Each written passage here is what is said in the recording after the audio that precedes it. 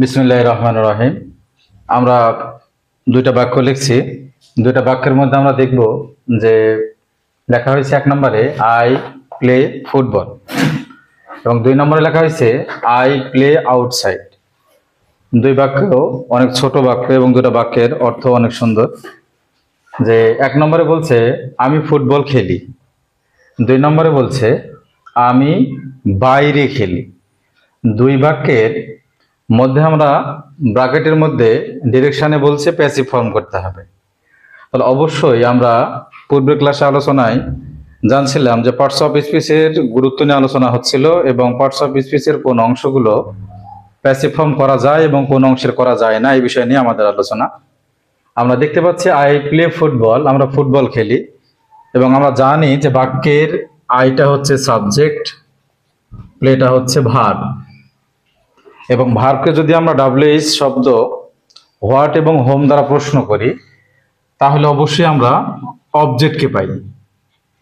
তাহলে আমরা যদি বলি আমরা কি খেলি, আমরা ফুটবল খেলি, তাহলে অবশ্যই বাক্যের উত্তরটা আমাদের কাছে ক্লিয়ার।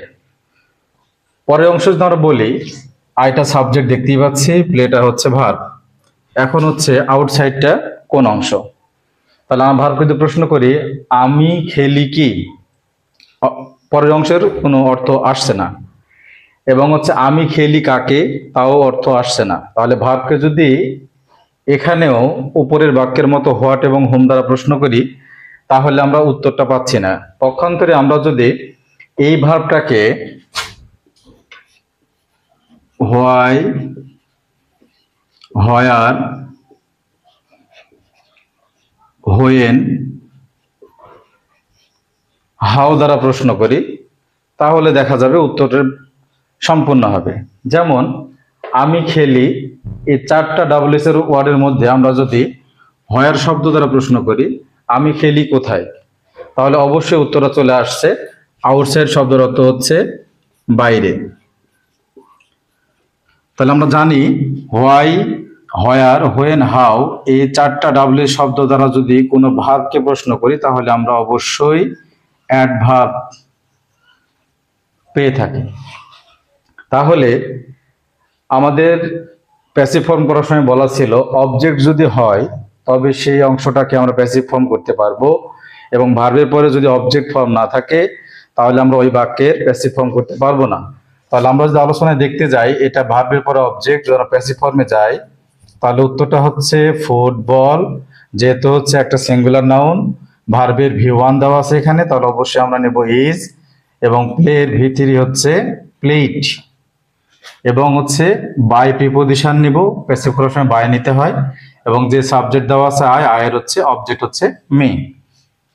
অন্যদিকে এ বাক্যের যেহেতু এটা হচ্ছে অ্যাডভার্ব সেহেতু এ বাক্যটার প্যাসিভ ফর্ম